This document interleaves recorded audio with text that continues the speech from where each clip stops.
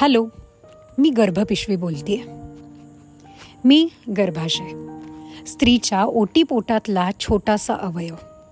गोल बटव्यासारख्या आकारामुळे बाया मला गर्भाशय या नावापेक्षा पिशवी म्हणूनच जास्त ओळखतात. तुम्ही ऐकलंच असेल, पिशवीचा त्रास होतोय, पिशवीत गाठ झालीये वगैरे वगैरे. जन्मानंतर सुरुवातीची काही वर्ष मला काही कामच नसतं. त्यामुळेच माझा आकार अगदी मुठी एवढा पिटुकलाच असतो. पुढे किशोरवयात माझा आकार थोडासा वाढतो. मग साधारण 11 ते 16 वर्षांच्या दरम्यान एखाद्या महिन्यात अचानक काही संप्रेरकांच्या म्हणजेच हार्मोन्सच्या एकत्रित परिणामामुळे माझ्या आत असलेलं अस्तर गळून पडतं. त्यालाच पहिली मासिक पाळी आली असं म्हटलं जातं.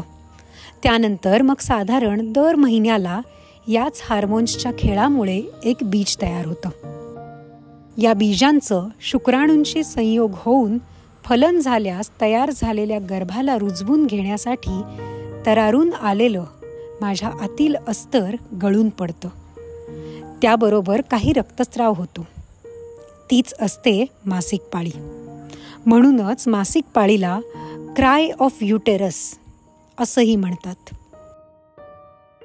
हे सगळं दरमहा व्यवस्थित सुरू असतं तेव्हा काहीच प्रॉब्लेम नसतो. पण या हार्मोन्समध्ये काही गडबड झाली तर मात्र माझ्यातून खूपच रक्तस्राव होऊ शकतो. एखादी बिचारी मुलगी असं रक्त जाऊन जाऊन पूर्ण पांढरी फटक पडते. हिमोग्लोबिन पार कमी होऊन जातं. अर्थात डॉक्टर मंडळींकडे यावर औषध असतंच. तपासणी आणि उपचार मात्र वेळेवर करायला हवेत. लग्नानंतर एखाद्या जोडप्याला वंध्यत्वाची किंवा वारंवार गर्भपाताची समस्या भेडसावते. त्याचं कारण कधीकधी माझ्यात असलेल्या गाठी, माझ्या आतील अस्तर तयार न होणं किंवा माझा आकार अगदी लहान असणं किंवा पडदा असणं हे असतं. सोनोग्राफी, हिस्टेरोस्कोपी याद्वारे याचं निदान होऊ शकतं आणि उपचारही होऊ शकतात. गर्भावस्थेत माझा आकार खूप पटीनं वाढतो. माझ्या आत वाढत असलेल्या गर्भाला पोषण मिळावं म्हणून माझा रक्तप्रवाहही जवळजवळ 5 पट वाढतो.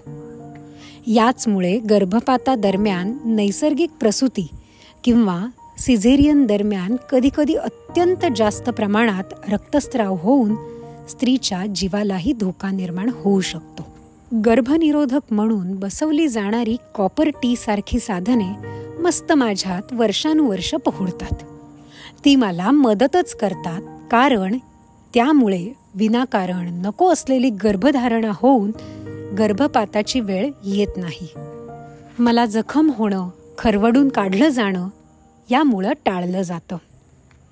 पुढे 40शीत माझ्यात काही गाठी निर्माण होऊ शकतात. त्यांना थायब्रॉइडच्या गाठी असं म्हणतात. या गाठी छोट्या असल्या आणि काही त्रास देत नसल्या तर काढल्या नाही तरी चालतं, कारण त्या खूप हळूहळू वाढतात आणि त्यामध्ये कॅन्सर उद्भवण्याची शक्यता अगदी नगण्य असते. शिवाय रजोनिवृत्तीनंतर त्या आपोआप जिरूनही जाऊ शकतात. पण आपल्या काही भगिनी दुसऱ्या काही कारणासाठी सोनोग्राफी केली असता त्यात गाठ आढळली तर विनाकारण घाबरून जाऊन लगेच मला काढून टाकू पाहतात. हे खरं तर साफ चूक आहे. तुमच्या डोक्यात कॅन्सरबाबत भीती असेल तर आता स्पष्ट सांगूनच टाकते. योनी मार्गात असलेल्या गर्भाशयाच्या मुखाचा कॅन्सर हे स्त्रियांच्या मृत्यूचं मोठं कारण आहे. त्यामुळे असे मृत्यू टाळण्यासाठी अनियमित रक्तस्राव किंवा अतिप्रमाणात योनी मार्गातून पांढरे जाणे अशी लक्षणं असतील तर पॅप स्मिअर ही तपासणी लगेच करून घ्यावी. त्यात काही घाबरण्यासारखं नसतं.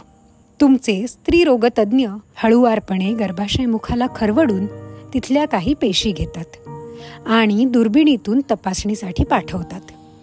यातून आलाच समजा कॅन्सरचा रिपोर्ट तरी घाबरून जाण्याचं काही कारण नसतं. गर्भाशय मुखाचा कॅन्सर असो वा गर्भाशयाच्या अस्तराचा, सुरुवातीच्या स्टेजमध्ये गर्भाशय व आजूबाजूचा काही भाग काढण्याचे ऑपरेशन करून त्यानंतर काही रेडिओथेरपीचे शेक घेतले, केमोथेरपीची इंजेक्शनं घेतली की तुम्ही पूर्णपणे बऱ्या होऊ शकता. स्त्रीच्या रजोनिवृत्तीनंतर मी हळूहळू परत पिटुकली होऊन जाते आकाराने. पण खूप साऱ्या आणि अवघड नॉर्मल प्रसूती झाल्या असतील तर कधी कधी जागेवरून घसरते आणि मग स्त्रियांना योनी मार्गातून काहीतरी बाहेर आल्याची कंप्लेंट सुरू होते. लघवीला, संडासला त्रास होतो. अशा वेळी मला काढून टाकून जागा टाईट करण्याचं ऑपरेशन करावं लागतं. छोट्या छोट्या औषधानं बऱ्या किंवा नियंत्रित होऊ शकणाऱ्या समस्यांसाठी गर्भाशय काढूनच टाका एकदाचं, असा काही स्त्रियांचा अट्टहास असतो. पण वयाच्या 35 अगोदर गर्भाशय काढण्याचे ऑपरेशन अगदी गरजेचे असेल तरच करायला हवे. कारण कमी वयात केलेल्या या ऑपरेशनमुळे पुढील आयुष्यात तुम्हाला अत्यंत त्रासदायक परिस्थितीला सामोरं जावं लागू शकतं. अशी मी पुनरुत्पादन कार्यातील महत्त्वपूर्ण आसामी. तुमच्या लक्षात आलंच असेल, तुमचीच गर्भ पिशवी.